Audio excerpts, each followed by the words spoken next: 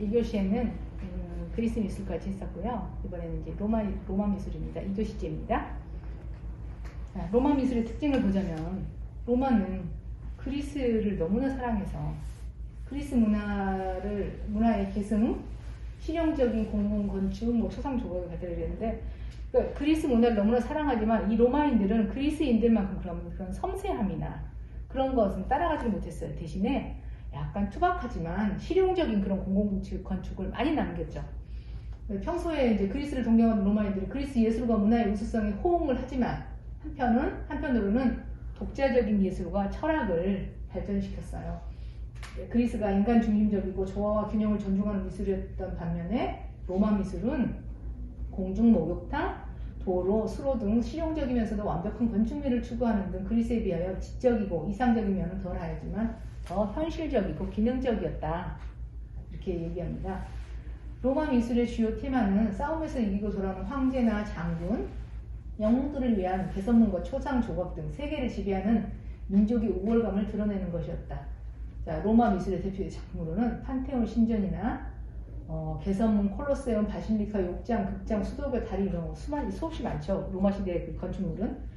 조각으로는 황제나 장군의 초상, 이런 초상 조각 같은 게 있고요. 그 다음에 회화로는 포페이 벽화가 있는데 나중에 요 다음번에 이제 이걸 보여드리겠습니다. 로마 미술 건축이 엄청 발달했죠. 로마에서는.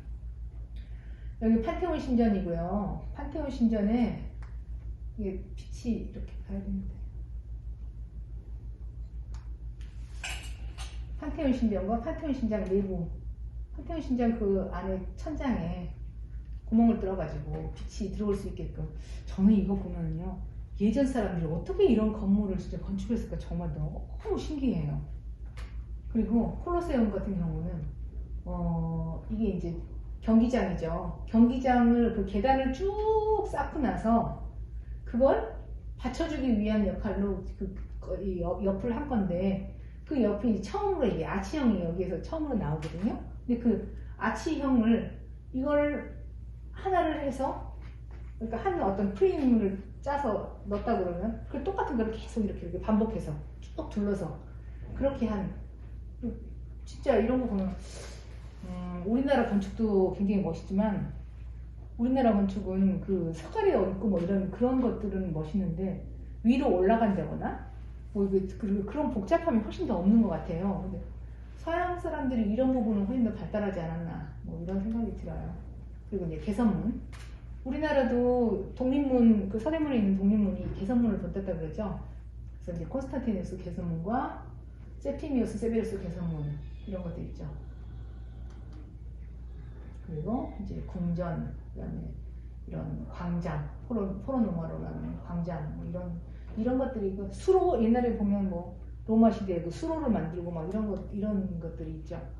뭐 그다음에 교회 건물, 그다음에 뭐 극장, 이런 거 보면 이제 여기서 아치형을 쓴 게 보이죠.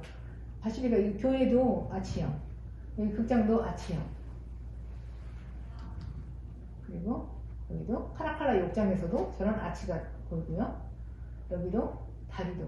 이럴 때는 이 다리도 참 이 시대에 어떻게 저런 다리를 만들었나 싶은데 이 아치를 여러 가지에다가 용용을 시켰던 것 같아요. 그래서 이런 다리도 파브리시우스 다리를 만들고요. 그 다음에 수로교. 여기는 그러니까 말하자면 집집마다 뭐 샘을 파서 뭐 하는 집도 있었겠지만 우물을, 이런 수로를 쭉 해가지고 여기에서 이렇게 물을 흘러가게 하면 거기에서 물을 길어먹고 뭐 이런 걸 했었던 것 같아요. 굉장히 뛰어난 사람들이 있죠. 이런 사람. 그리고 여기 이것도 아치를 이용해서 다리를 넣은 거죠. 그 시대에 이런 정도의 건축을 했다는 게 정말 대단하잖아요. 머리가 너무 좋은 사람들 같아.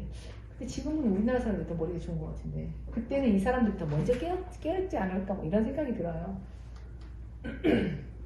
그리고 이제 조각으로서는 아우구스투스 황제, 안토니누스 피우스 황제, 뭐 로마 귀족의 추상. 이게 보면 약간씩 뭐 이게 다르게는 했지만 아까 제가 얘기했던 대로 그리스 미술처럼 꼭 그 사람을 그대로 본다는 게 아니고 이상적인 스타일을 여기도 했었을 그런 가능성이 크고요. 이전에 여기에 로마 미술에 요거를 넣었어야 되는데 폼페이오 지역을 그리스 뒤에다가 해놨네요. 이제 베스비우스 화산이 폭발한 게 AD 79년인가 뭐 그쯤 됐으니까 이게 로마 시대에 가는 게 맞아요. 보니까 폼페이 유적에서 이제 발견이 됐는데 이 폼페이라는 도시가 해안가에 있는 작은 도시였는데도 불구하고 처음에는 이게 묻혀져 있었어 올랐었죠. 근데 이제 나중에 이렇게 발굴해냈는데 미술품들 같은 게 너무나 많고 상당히 세련되고 좋은 그런 작품들을 이렇게 한 거 보고 이 폼페이에 있었던 사람들 그 수준이 상당히 높았던 것 같아요. 예술적인 어떤 그런.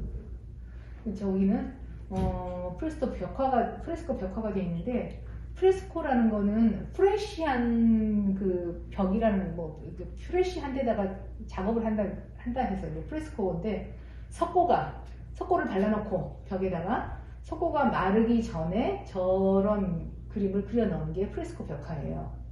그래서 이제 프레시하다는 것에서 그랬습니다. 프레스코인데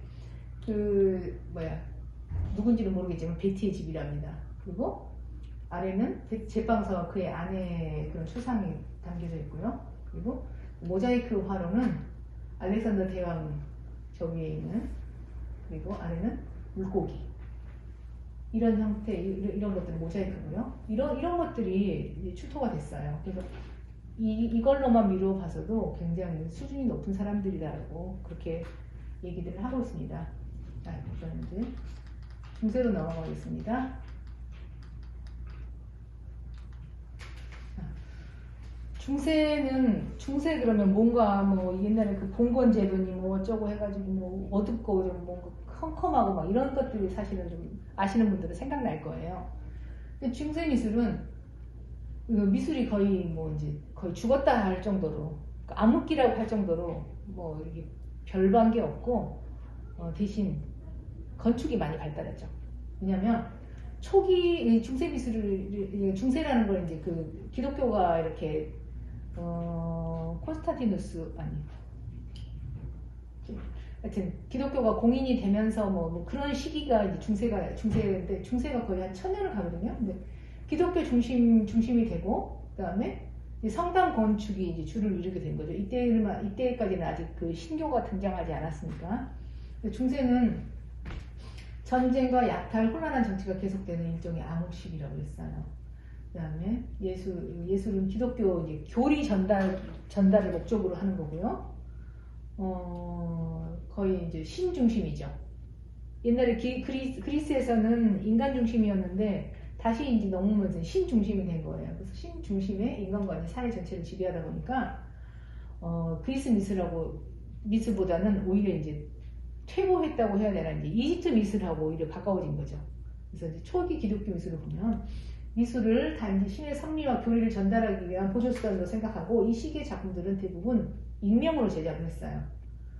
그리고 그쵸, 이제 지금 같으면은 내가 그림 하나 그려도 내 사인을 막 하지만 옛날에는 공동으로 많이 작업을 했고 도제라는 제도가 있어가지고 한 사람이 어떤 도제를 끌고 밑그림을 그려서 쭉 하면 좀 소질이 뛰어난 사람 하나 불러가지고서 네가 여기 밑 색칠해라, 어쩌라, 여기는 네가 담당을 해가지고서 거의 공동 작업을 이루고 이랬기 때문에 내 작품이야라고 이렇게 말할 수 있는 그런 것들이 아니었었죠. 근데 여기 초기 기독교에서는 기독교가 그 박해를 받았을 때 보통 이제 교회나 아니면 천주교인이시기 때문에 다 아시겠지만 그 지하에서 많이 모였었잖아요. 동굴 이런 데서. 그러다 보니까 거기에서도 글을 못 읽는 사람들이 많고 그러니까 거기에다가 이제 교리나 이런 것들을 그림으로 그려주는 거죠. 그래야 이제 그걸 보고서 더 믿게 되는 거고. 그래서 그 카타콤 미술이라고 그러죠. 그 지하에서 한동안 그 집회를 그런 데서 가졌다가 이제 나중에 공인된 다음에 이제 밖으로 나오게 됐는데, 그런 지하 굴, 그다음에 거기에서 이제 그 카타콤브가 묘지잖아요. 지하 묘지. 그래서 그 위에다가 성당 지어놓고 막 그랬잖아요. 그래서 그런 그 카타콤 미술이 발달을 했었죠. 그리고 바실리카 미술. 이제 그러다가 이제 비잔틴 미술로 바뀌고요. 6세기 초에 기독교 미술이 동로마 콘스탄티노플에서 전성기를 누리게 됐는데 이를 비잔틴 미술이라고 한다고 했어요. 이게 이제 로마가 동로마하고 서로마로 나눠지면서 서로마가 완전히 몰락하고 동로마는 그래도 유지를 하고 있다가 그 동로마의 영향으로 그래서 이제 그 중동 그 이전의 그런 거는 그런 그 나라들은 그래서 우리 뭐 헝가리나 이런 데 가면 옛날 그런 그 궁들 막 그 밤에 보면 막 불빛 막 뭐시 어쩌고 그런다고 막 멋있다고 그러는데 이제 그런 그 문명이 살아 있었고 서로마 제국은 아예 몰락해가지고서 이제 로마 제국 거의 그 제국은 없어졌다 했죠. 그래서 다른 미술이 그 이제 생겨나게 되는데 이제 그 동로마 쪽에서 이제 비잔틴 미술이고요. 로마네스크 미술이 이제 생기는데 11세기 후반의 로마네스크 미술은 교회의 승리를 대변했고요. 전 유럽이 기독교로 개종하고 정치, 사회, 경제가 교회의 지배하에 놓이게 되었다 그랬어요. 로마네스크라는 것은 로마스럽다는 얘기예요. 로마를 닮고 싶은 그런 마음에서 했는데 그 건물의 특징은 벽이 굉장히 두터워요. 그리고 창이 좁은데 왜냐면 이 로마네스크 미술로 접어들었을 때는 이미 이제 사람들이 그 교회에서 집회를 가져야 되는데 옛날에는 지하에서 이렇게 하고 있다가 이제 밖으로 나왔는데 정작 옛날 신전이라는 거는 신들을 막 그 이외에서 제사를 지내거나 막 이런 거를 했지 사람들이 한꺼번에 모여서 뭐 교리를 듣거나 뭐 설교를 하거나 뭐 이런 게 아니었기 때문에 그런 마땅한 장소가 없었던 거죠. 그래서 그 바실리카라는 옛날에 그 교회 그러니까 공회당 같은 거 그 사건이 생겨서 뭐 거기서 뭐 그 재판을 한다던가 뭐 그런 것들로 사용했던 이런 바실리카를 이제 교회를 쓰게 되는데 그게 이제 많지 않으니까 전 유럽이 다 뭐 기독교인화가 됐는데 그 얼마나 많은 성당이나 이런 것들이 필요하겠어요. 그러다 보니까 이제 건축을 하려는데 이게 사람을 많이 집어넣으려고 크게 만들려다 보니까 높아야 되고 넓어야 되고 그래서 그게 이제 불안정해서 혹시나 무너질까봐 벽을 두텁게 쌓은 거죠. 그리고 창도 조그맣게 크게 냈다가 혹시 허물릴지 모르니까 창도 좁게 내고 그렇게 해서 하다 보니 저런 피사 성당 같은 그런 건축물이 로마네스크 건축물이 생기는 거죠. 그 다음에는 고딕 미술인데 고딕 미술 엄청 화려하잖아요. 뾰족뾰족한 거. 요즘에 그 우리나라 교회가 거의 고딕 미술에 많이 흉내내서 보통 교회 첨탑은 이렇게 뾰족한 그게 이제 고딕 미술이죠. 12세기 말에 프랑스 북부에서 발생한 미술 양식인데 인간의 것을 충실히 나타내려는 시도로 르네상스 발생에 초석이 되었다 했어요. 그래서 이제 높고 뾰족한 첨탑 그리고 고딕 미술에서 가장 빛나는 게 스테인드 글라스죠. 여기는 그림을 많이 그려놓거나 그런 게 아니고 스테인드 글라스를 제작해가지고 진짜 정말 들어가면 그 형형색색의 그런 것들이 이렇게 빛을 받아서 들어가면 우와 하면서 어떤 신의 그런 거를 느낀다고 할까? 뭐 그런 느낌을 웅장하고 뭐 그런 걸 느끼게 하기 위한 그런 건축물이 된 거예요. 중세 미술의 초기 기독교의 사진을 보면 로마 푸실리카 카타콤이죠. 지하 동굴 이런 데서 처음에는 몰래 모여서 이제 뭐 그 그리스도의 뭐 행적이나 뭐 그런 것들 무슨 말씀이나 이런 것들을 막 여기서 이제 전해 들었고요. 그리고 여기 보면 이제 죽어서 여기는 유골로 이렇게 쭉 이루어진 벽이 있어요. 유골이 600만 구가 안치되어 있대요. 그 옛날에는 숨어서 많이 이제 이렇게 전파가 됐다가 나중에 공인이 된 뒤부터는 이제 건축을 올리기 시작한 거죠. 그래서 이 바실리카 양식이라고 아까 그 공회당 같은 걸로 썼었던 그런 바실리카 양식을 보면 안쪽으로 상당히 넓게끔 이렇게 쓰게 이렇게 돼 있어요. 그래서 이제 유명한 이 건축물들이 꽤 있는데 그 중에서 이제 이 사진은 몬테풀치아노 성당이고요. 그다음에 이제 이 초기 기독교 여기 보면 산타 마리아 마주레 대성당인데 여기에 이 모자이크로 이걸 이제 제작을 했는데 보면 이 그림을 보면 그리스 로마를 거치어서 이게 그 세월이 이렇게 흘러서 진화했다는 그런 느낌이 별로 안 들게 오히려 이집트식의 그런 느낌이 많이 나는 그림이 모자이크예요. 그 보면 거의 정면성이나 뭐 이런 것들이 있는데 근데 사람이 이미 그 한번 경험해서 이렇게 온 걸 퇴보한다고 해서 그게 완전히 없어지는 건 아니기 때문에 그 사람이 어떤 알고 있는 지식이랄지 아니면 느낌 같은 거 그런 걸로 인해서 그 이집트에서 볼 수 없었던 그런 그 발 모양이랄지 그리고 천 두는 모양이나 아니면 그 몸의 곡선이나 그리고 그 아래 그림자를 표현한 거나 뭐 이런 것들은 훨씬 더 그 그리스의 영향 그 그리스에서 그 발전했었던 그런 영향 그런 그 미술의 영향이 여기에도 이제 스며들어 있었던 거죠. 그러니까 완전 퇴보한 건 아닌 거예요. 비잔틴 양식을 보면 여기 보면 동로마 제국 우리가 동유럽이라고 하는 그런 데 가면 이런 건물들이 많이 있죠. 이게 이제 성 소피아 성당인데 돔형이에요. 이 돔형은 궁궐하고 성당하고를 합친 그런 형태여가지고 이게 위가 이렇게 둥글둥글 우리 국회의사라고 이렇게 생겼죠. 돔 하나 쓰여져 있죠. 그런 식으로 굉장히 화려하고 저는 돔 형식 보면 진짜 궁전 같더라고요. 아람브라 궁전 막 이런 것들도 다 이런 돔 형식이잖아요. 제가 아는 분이 우리나라 국회의사당 지을 때 그 총 책임을 맡으셨는데 그 이걸 만드는 게 너무너무 힘들었다고 그러시더라고요. 그게 동판이 안에 들어간대요.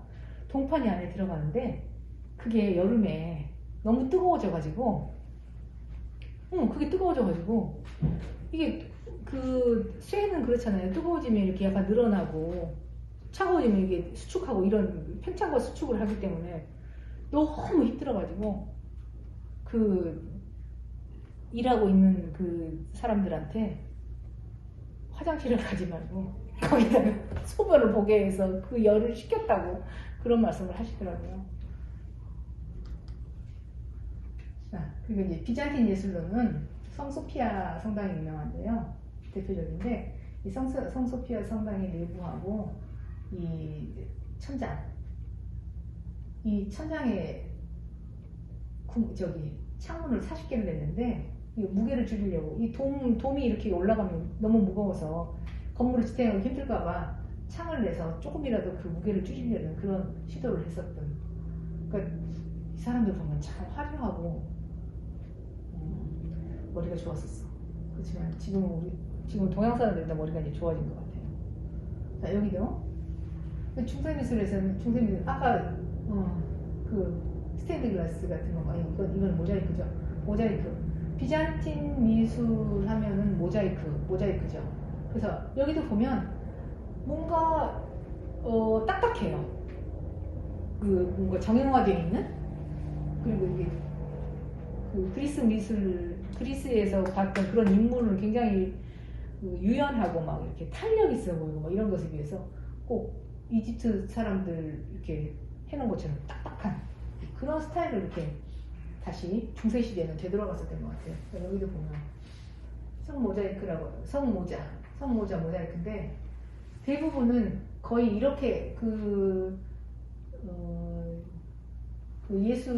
그리스도의 어머니를 그리려면 항상 거의 대부분 그리스도를 같이 안고 있는 거, 뭐 이런 거를만 허용한다든가 이런 식으로 이게 또 규칙이 정해져 있었다고 또 그렇게 얘기하더라고요.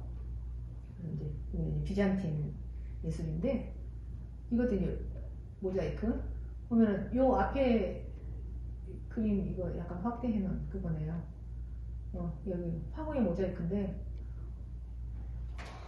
보면은 이런 표정이나 이런 것들도 거의 다 뭐 이렇게 옛날에는 그 표현이 그 표정이나 이런 것들이 다양하지 않은 그런 걸로 다시 다 되돌아가는 뭐 이런 것들을 볼 수 있습니다. 이제 중세 미술에서 로마네스크는 로마 플러스 네스크, 로마식인데 로마를 따라하기. 그러니까 중세에서는 이제 그 로마의 그런 문화를 또 동경을 했었는데 그런 건축물이겠죠. 그걸 동경을 했는지 이제 거기서 유명한 게 피사 대성당이고요. 피사의 사탑으로 유명하죠. 지금 저 이탈리아에 있는 저 피사의 사탑이 슬슬 기울어지고 있죠. 계속. 저기 뒤쪽에 보니까 삐딱하게 기울어져 있네요. 그리고 성 세르낭 대성당. 이 로마네스크 문양으로 동정의 승리 모델 이 안쪽에 그러니까 보면 어떤 서양 미술이라는 거는 처음에는 이제 이집트까지는 그 죽은 후에 사후의 세계를 위한 그런 사후의 세계를 위해서 했다고 하면 이제 그 중세 미술에서는 거의 기독교 교리를 전파하기 위해서가 뭐 거의 전부죠. 그리고 성당 그러니까 교회 안에 그 뭔가를 채워 넣어서 거기에서 사람들이 그 그림을 보고서 그 교화를 받거나 그걸 보고서 그 성경에서 들었던 얘기들을 그 그림으로 확인을 하면서 그 어떤 신앙심을 더 이렇게 돈독하게 하거나 뭐 그런 수단으로 거의 이게 쓰인 거죠. 그래서 모자이크나 또 스테인드 글라스나 그런 기법으로 해가지고 뭔가 오묘하고 봄으로 인해서 이렇게 그 신앙심이 우러나게끔 하는 그런 것들을 많이 했어요. 로마네스크에 보면 스테인드 글라스 같은 거. 스테인드 글라스 정말 이거 유리를 이렇게 색깔 넣어서 구워가지고 이거 한다는 게 너무 경이로워요. 샤르트 대성당의 성모방문 스테인드 글라스 같은 것도 색감 같은 것도 정말 좋고요. 중세 미술은 이제 거의 뭐 끄트머리로 왔는데 이건 천두형 아치 하늘로 솟구친 첨탑, 스테인드 글라스 이게 이제 거의 뭐 정수죠. 네. 노트르담 대성당과 이제 밀라노 대성당이 있는데 이거 뉴욕에도 이런 비슷한 그 교회인가가 있더라고요. 뉴욕 시내. 그리고 저는 유럽은 안 가봤으니까 노트르담 대성당은 못 가봤는데 몬트리올에 있는 캐나다 몬트리올에 있는 그 노트르담 성당은 가봤어요. 거기도 이 모양을 그대로 이렇게 따서 지었다 그러더라고요. 근데 여기 보면 중세 미술의 이 고딕에 쾰른 성당이라고 있는데 그래서 이제 고딕 양식의 견천이 처음에는 이렇게 됐다가 이제 더 지나서는 이제 첨탑이 처음에는 하나였다가 그 다음에 이제 두 개, 그 다음에 이제 거기에 덧붙이고 해서 점점 이렇게 화려하고 웅장해지는 그런 걸로 갔죠. 근데 노트르담 성당의 내부를 보면 저렇게 돼 있는데 우리나라 영동공단도 내부가 거의 이렇게 생기지 않았나요? 제가 생각하기로는 그런데 그리고 스테인드 글라스가 너무 멋있네요. 너무 진짜 멋있어서 우아우아 하면서 제가 이걸 하고 있는데 그 다음에 여기도 마찬가지로 성당과 스테인드 글라스 그 다음에 여기도 노술담 여기 스테인드 글라스 그 다음에 이제 여기에 보면은 이때는 따로의 무슨 뭘 조각이나 이런 것들을 많이 하지 않고 이제 뭐 서민들은 뭘 했을 수도 있죠. 뭐 크게 유명하지 않은 사람들은 내가 뭐 저런 걸 해보고 싶고 해서 이제 뭐 했을 수도 있는데 대부분은 이때 이제 예술이 그렇게 크게 발달하지 않고 거의 교회만을 위한 그런 예술이다 보니까 그 조각도 성당 그 입구에다가 이렇게 보면 아 저분이 모세인가 보다, 저분이 요한이야, 뭐 아 이 사람은 뭐 베드로인가 보다 할게 알게끔 이렇게 뭔가 특징적인 그런 것들을 이렇게 쭉 이렇게 그 해서 그런 성인들이나 뭐 이런 분들을 이렇게 다 조합을 해놓고요. 부조 형식이죠. 암만 했으니까. 그리고 성모의 죽음 이런 것 같은 경우는 굉장히 특징적인 게 뭐냐면 여기 가운데다가 예수를 그리스도를 이렇게 딱 배치하고 양 옆으로 그 사이에다가 머리를 뚝뚝뚝뚝 집어넣어가지고 그 제자들을 양쪽으로 이렇게 균형을 딱 맞췄어요. 그리고 하인들도 이제 그 성모 마리아가 이제 그 승천하게 돌아가시려고 하기 직전이죠. 저 그리스도가 이제 그 성모의 영혼을 거두려고 하는 그런 그 액션을 취하고 있고, 양쪽에 하인도 양쪽으로 이렇게 배치하고, 또 가운데 막달라 마리아가 가운데 중심으로 또 잡고 있고 이렇게 해가지고 굉장히 균형을 딱 맞춰서 그런, 나중에 이렇게 보면 얼굴이랄지 뭐 저 사람은 저쪽 끄트머리는 거의 막 얼굴 찌그러지고 막 있는데도 그걸 균형을 다 맞추느라고 여기다가 배열을 촘촘하게 이렇게 한 거예요. 가운데를 딱 잘라서 이렇게 굉장히 좀 특이하게 구성했고요. 그다음에 사르트르 대성당의 회랑에 보면 이런 여러 가지 성경에 나오는 그런 어떤 그 이야기들의 그 순간순간을 다 저렇게 조각을 해서 해놓은 그런 작품입니다. 자, 여기서 이제 마지막으로 제가 중세시대에 화가인데요. 지오토, 이게 어디 보면 그냥 조토라고 나와 있는데 제가 GIOTTO이기 때문에 지오토, 토라는 거는 저거는 약간 영어식 발음이야. 원래 이탈리아 뭐 이런 쪽으로 발음을 하면 지오토, 이게 맞아요. 지오토 디 몬도네인데, 이 사람이 이탈리아 피렌체 태생인데요. 이게 중세 비잔틴 양식에서 벗어나서 르네상스 미술의 선구자로 투시법에 의한 공간의 묘사, 생기는 묘사로 미술사에 새로운 장을 펼쳤다고. 그러니까 그 이전까지만 해도 그냥 거의 그 교회 미술에만 이렇게 해서 그 도제 안에서 사람들이 움직여서 그 예술 활동을 했다고 하면 이 사람은 그렇지 않은 거예요. 그래서 이제 이 보카치오가 나중에 한 얘기가 지오토에 대해서 수세기 동안 어둠 속에 갇혀 있었던 회화 예술에 빛을 던진 사람이라고 할 정도로 굉장히 높이 평가를 했고요. 그다음에 이제 이 자연주의적인 접근을 통해서 지오토는 정면에서 벗어나서 후면과 측면 뭐 이런 거, 측면과 후면을 뭐 묘사하는 등 이전에 이제 볼 수 없었던 그런 공간감을 만들어냈고, 그다음에 단축법, 투시법, 명암 이용해서 평면의 입체감을 표현하고 배경에 구체적인 풍경하고 건물 같은 걸 이렇게 그려놓고 회화에 이제 배경이라는 요소를 최초로 도입했다고 해요. 예전에는 그 그림을 그리면 그냥 그쵸, 배경이 거의 없었죠. 뭐 이집트 예술 같은 것도 보면은 그냥 그 필요한 것만 다 그려놓지, 여기에 뭐 사람이 있으면 이제 나무가 필요하면 나무를 집어넣거나 이렇게지, 그 뒤에 무슨 하늘이 있거나 뭐 그런 그 사람의 그 뒷면에 뭐가 있거나 이런 것에는 전혀 관심이 없었는데, 이 지오토라는 사람이 처음으로 이렇게 했는데, 이 지오토가 이제 얼마나 그렇게 하고 나니까 유명해져가지고 사람들이 이 사람들 이제 이 사람이 막 우리 동네 사람이야 막 이러면서 막 자랑을 하게 된 거예요. 그러다 보니 이 사람이 이제 막 유명해지고 하다가 이때 이 지오토에서부터 처음으로 이제 그 미술에 대한 그 개인적인 작품에 대한 가격을 매겼다고 해야 되나? 이제 그런 풍토가 생기게 된 거죠. 그 이전에는 개인적인 작품이라는 게 사실 많지 않잖아요. 다들 도제에 의해서, 도제 안에서 그걸 했으니까, 작품을 했으니까. 그래서 이 지오토에 저는 이 책에서 있을 때는 이게 흑백으로 되어 있었거든요. 이 흑백으로 되어 있어가지고 저는 이게 부조 형식의 조각품인 줄 알았어요. 근데 이거는 회화예요. 그림으로 그렸어요. 그림을 그렸는데 저는 진짜 흑백으로 봤을 때는 깜짝 이거 조각인가 보다 했는데 회화라고 해서 놀랐는데, 이제 이런 식의 그림을 이 사람도 이제 이런 그 천이나 이런 것에 대한 그런 걸 연구를 상당히 이렇게 그 중세 시대에 어울리지 않은 그런 것들을 많이 고민을 했었고요.